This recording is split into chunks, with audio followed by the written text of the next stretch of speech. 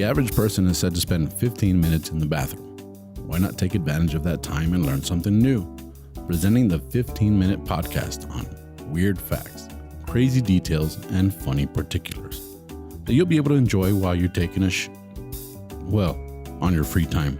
Welcome to The Shit with Sam Butler. Welcome to another episode of The Shit Podcast. Thank you guys for joining us. I have a very special guest, my friend. You've seen him here before, Mario Lopez Capistran, as we know him here. El Borre. Borre, how are you? The ship. The motherfucker ship. Hey, man. Thanks for inviting me. Hey, thanks for coming back, bro. I'm very nervous because Tanya is over there, and she speaks very good English. You speak great English, and that's one of the things that I love about this podcast is that I struggle with my Spanish sometimes, and sometimes it's okay. You guys struggle with your English, but we're all helping each other here, and I want to encourage people to speak English. Yes, and I mean, you have a huge fan base. And I think it's wonderful for them to see you give it your best. And I think that helps them not feel bad about trying. Yeah. And language is a beautiful thing. I mean, that's something that I wish I knew more languages. You know, I'm so grateful. So I appreciate you being here and giving it your best. You speak good English. You only know English and Spanish. So. I only know English and Spanish. I started learning some Italian and I started learning some French. Okay. But I struggle. I thought Italian was going to be easy because it sounds like Spanish. Like Spanish. But it actually turned out to be the opposite for me. It sounds too much like Spanish, so you want to say it in Spanish. The only thing I can say in Italian, it's mignota. Mignota. And it's like prostitute or something like that. Well, you got it covered. You ever go to Italy? You're like, mignota. They're like right there. All right, thanks. Mignota. Yeah. That's the... I call my ex-roommate. A mignota? Yeah, mignota. It's my mignota. Yeah, for me, it was like learning basic terminology for... See, my goal is to travel and see the world, so I want to know enough to at least get around, you know. So it was like, me dispiace, non parlo molto bene italiano. Which means, no hablo muy bien el italiano. I don't speak too much Italian. I cannot. I just say mignota, man. It's like the only word I know in. And you'll have a good time in Italy just knowing mignota. Yeah. Pizza, spaghetti, mignota, pirlo, Juventus, un fettuccine, the basics, the food. No. But Teenage Mutant Ninja Turtle. And then French has been really hard because it's like you use a different part of your vocal cords to speak really? French. Yeah, it's more throaty, like more. It comes out of your throat more than your tongue. So it's proved to be challenging. But like I said, I want to know enough to get around and be okay. I started learning some Japanese at one time, but it takes time. You have to like really get focused and do it, you know? Yeah, it's pretty hard. Yeah. But we're going to talk about a certain person.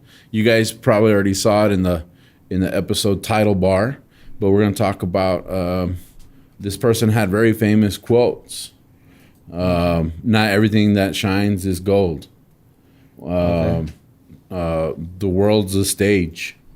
To be or not to be. Okay. Right? Okay. We're talking about William Shakespeare. Yeah, the last time I didn't know, but you didn't know. Now you know. Now I know. Now you know. Because this is one of the reboot episodes, and if you don't know what that is, we're actually taking some of the episodes that we already did in Spanish and we're doing them in English and vice versa. We're doing some of the Spanish episodes in English because we really think that we want all of our audience to enjoy the episodes because a lot of heart and soul went into producing these and they're really good stories, you know. So this story is about William Shakespeare. Now, for people who don't know, William, Billy Shakespeare.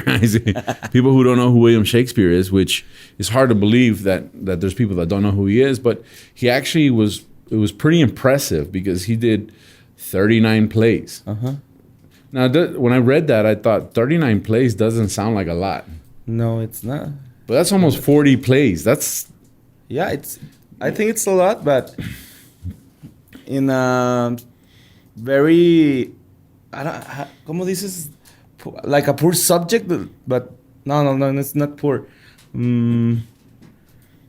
no es tomado tanto en cuenta. You haven't taken into consideration what it takes to make a play. No, so they have I think they have a como relevancia or something. Relevancy. Yeah. Well, you know, my friend Osvaldo was here, and he's an actor, and he puts plays together. And he started doing stand-up. You know Osvaldo Esparza, right? Yes, I know. And he started putting and now right now he talks about it in his stand-up on how he wanted to be a stand-up so he could take a break. You know, he says when you put a play together, you got to come up with the wardrobe, you got to come up with the staging, you got to come up with the actors, all the dialogue. And when you think about that, and you think about how long Shakespeare's plays were, that man loves stage. that's 39 plays though. That's a lot of plays. And he wrote over 154 sonnets, and he did a lot of long-form poetry. He's actually William Shakespeare is actually regarded England's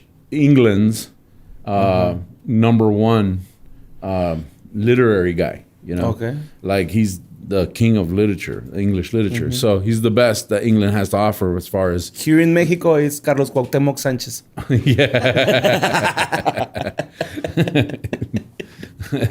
I thought it was Cervantes, but okay. You know. Cervantes is not... It's Espanol, no? He's Spanish, yeah. But that's one of the other things that shocked me. I went to Guanajuato, and everything was about Cervantes. Cervantino, the plays, the music, the callejonadas. I don't know why, man. Yeah, I don't know. We are traumatized with fucking... Spain? No. Don Quixote La Mancha, güey, no? Yeah. Well, I think it's a great literary... piece, but it's one of those things that it really surprised me that the whole town was Cervantes themed. Yeah, the only thing I know, he used a lot of words, the different words, something like that. It's the only I know. And Sancho Panza is more crazy than Don Quixote. Don Quixote. Yeah, and I think the university in Guanajuato is Cervantina, no? La universidad. I don't know. Yeah, I think I just took. I think that might have some. I don't know for sure, but I think that it has to do with the university being there and it being Cervantes themed. That the whole town is. I mean, those dudes are wearing medieval costumes and they're walking around the streets and they're singing like ballads. Yeah, so I thought it was cool. I mean, it's unique. Yeah. You know, I think it's a good. And Guanajuato is beautiful. It's a beautiful town. Yeah. So we know that a lot of the movies that we watch are based on William Shakespeare's literary works. Like Hollywood loves to do movies like that, like Romeo and Juliet, right? Or Romeo and Juliet are zombies in warm bodies. Lolo say the Lion King. The Lion King. It's like Hamlet. Yeah, the Lion King and all the different. I mean, they always take, you know, some of his literary works and they reboot them and make them into movies. And a lot of them are very successful movies. But what I wanted to talk to you about William Shakespeare more than anything was that they actually were doing some work in his home, and in the backyard they found 4 pipes.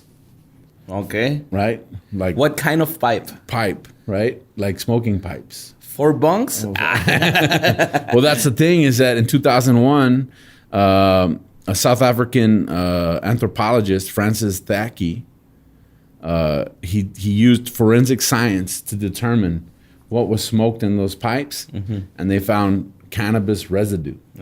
I know. So William Shakespeare. Yeah, you're Shakespeare every week. Yeah, Shakespeare Kush is a great strain. A strain is this yeah. Is that a real strain? No. It might be. I know there's like Fruity Pebbles and there's all kinds of stuff, right? But Shakespeare's Conker or something. But I thought it was like really interesting that even back then, I mean, this guy is one of the greatest literary artists that ever existed. All the greatest artists smoke weed, man. Yeah, I know. I know. That's why I'm not that good at comedy. I don't smoke weed. You know, I smoke cigars. I smoke cigars. It's the same. But you only have to spit smoke. Yeah. Yeah, that's all you have to do. It's not tobacco is not the same as weed, but they did the forensic analysis and they found out that he had cannabis, and then people were saying that wasn't proof that those were his pipes. How do you know those were his? How do you know it wasn't like Sam's house and Borre came over and left his pipe? You know what I'm saying? But something else. They also found coca leaf residue. Okay, but in that time it was legal. It wasn't illegal. Let's just say it that way. It was like the Coca-Cola had Coke. Yeah, I mean today we might think like, well, that was an illegal substance back then. Mm-hmm. But it really wasn't. There was really no regulation in any way. Just like Coca-Cola had cocaine in it, at one point in time. Well, it was the coca leaf that they used. Coke gum. Coke gum. Like a chewy gum. I think the gum is like bubble gum, like the residue. No, I think so. I don't know, but I have a friend when he goes to Peru. Mm-hmm. Peru. Yeah, when he goes to Peru. In the airport, the staff give to him like chewing gum, cocaine candy. Oh wow! For the pressure and something like that. I don't know, man, but he came to Mexico and give me one candy, Coke candy. And did you get high? No, I don't feel it. I don't feel it. And all torcido. Your jaw, yeah.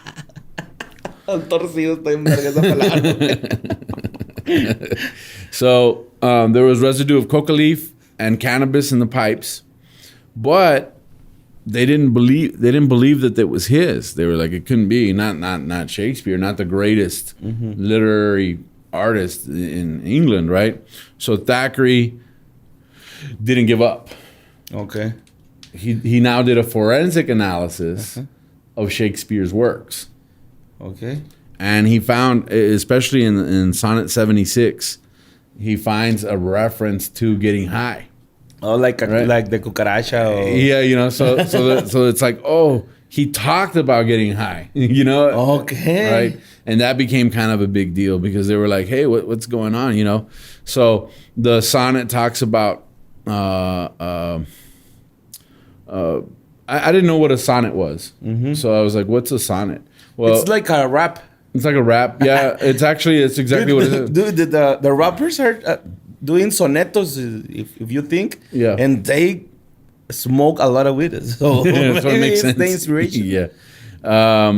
So it's like it's a rhythm and time. It has to do with rhythm and timing too. So it's exactly like what you said. It's a rap, And so that's not the only thing. In 1598, there was a herbal magazine of the time that actually put Shakespeare on the cover of their magazine because he smoked weed. Because he was he's a stoner. Because he was into herbs. Stoner poet, man. So he was So he was like on the high society page, of that time, 1598. So this doesn't prove that he necessarily smoked weed or used cocaine, but I think he probably did. Yeah, I think so. Yeah, man. All people smoke weed only once. ¿Cómo se diga? Some people smoke weed and nobody knows, and they are like, no, I never smoke weed, but they are. Oh, well, everybody smoke weed in their life. Times. Yeah, like I don't smoke weed or do drugs. But you try it but I've been in the car with you guys. I mean, ever since I was a kid, you'd always have a friend that smoked weed in the car.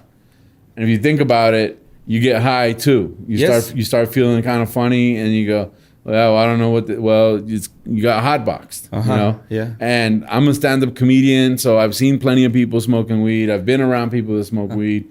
I've seen people do cocaine. I've seen people do cocaine off of people's butts. It's like, yeah. I mean, there's been some crazy stuff that I've seen. Although that's not something that I do personally, I think it's something that, and if you think about it, I don't think it's as bad as it's made out to be. Look at alcohol. In the 1920s, alcohol was an illegal drug. Yes. And now alcohol is an accepted drug. And a lot of people die from alcoholism. Yeah. And it's actually It's most dangerous. it's probably worse in the sense that it's a depressant. You know, people get depressed drinking. Yes. Yes. You a know, lot depressed. and then it leads to other things like suicide and car wrecks and all the drunk driving accidents and people dying due to alcohol. So it pretty much alters your system. What is a big deal right now is the whole opioid crisis Okay. in the United States. You know about that? No, I don't know. So what happens is, let's say you decide you want to ride a skateboard again, and you go and you ride your skateboard and you fall down and you hit your knee. Okay. And you go to the doctor, right? The doctor says, I'll give you something for the pain. And it gives you a drug that contains opium. It's an opioid. Yeah, it's Right. opioid in Spanish. Yeah, opioid. So now he gives you a regimen of opium. You start taking it and you become addicted to it, Oh, cabrón. right? So now you're addicted to opium, and your doctor has to give you a refill prescription. Sometimes you don't even need it anymore, and you still go back to the doctor. But you're addict. But now you're addicted to it, and it gets to where you need more and more and more and more Okay. and more. Well, that's a big crisis in the United States right now. It's a big deal, and you start to think about that the pharmaceutical companies pay doctors to push certain medication. Really? Yeah. So they're like, hey, sell these and you get a trip to Hawaii, you know, and they're like pushing medication. That's a big crisis point in the United States. Yes. A lot of the people that would normally not be addicted to drugs because they're lawyers, they're real estate people, older people, especially older people, you know, I have arthritis pain. Here you go. Here's your prescription of this pill. And it takes your pain away. It does. It's opium. But the addiction factor is there. And yes. I know my mom suffers from arthritis pain and fibromyalgia and different things. She takes an opioid. She tells me, she's like, hey, I don't take everything. I don't take the whole prescription because I don't want to get addicted to this stuff. Yeah. But I know that there's people that do get addicted, and it's people that you would never think would get addicted. So I think that's the thing about it is, I mean, the weird fact here is that they found out Shakespeare liked smoking weed and cocaine. Man, he smokes. He smokes. Yeah, he's 420 friendly. Yeah. And, a weed smoker knows who smokes weed, and Shakespeare have the face, man. I saw the funniest thing the other day. There was a meme that said people who don't smoke weed, they'll say stuff like, oh man, we got all this kush, we're gonna smoke it all, it's gonna be badass, or we're smoking, or blah blah blah. And those are the people who don't smoke weed. The people who smoke weed are like, I'm just gonna chill. Yeah. You know, because it's like they don't have to brag about it at all. So I thought that was pretty cool. But that wraps up this reboot episode of the Shit Podcast. Now in English? Now in English, Shakespeare 420. And thank you guys for joining us. Thank you, Borre, for being here. No, thank you for inviting me. How can people find you? Like Mario Lopez Capi. Yeah, and that's on all social media. You can find me as Tu Amigo Sam on social media and my YouTube channel. Please like, subscribe, hit the little notification bell. Leave your comments if you have any interesting facts on this. Share them with us. We enjoy learning, and we want to thank you guys. And if you want to follow the podcast on Spotify or any of the other platforms for podcasts, we're as Sta Cagado Podcast. It's a different section, the shit. I want to thank you guys for joining us. I want to thank Los Cagadienses, which is our official Facebook group. Thank you guys for all the support, all the memes. Drop your memes. With that wraps up this episode. Thank you guys for joining us. Thank you for being here. Thank you. Catch you on the next one.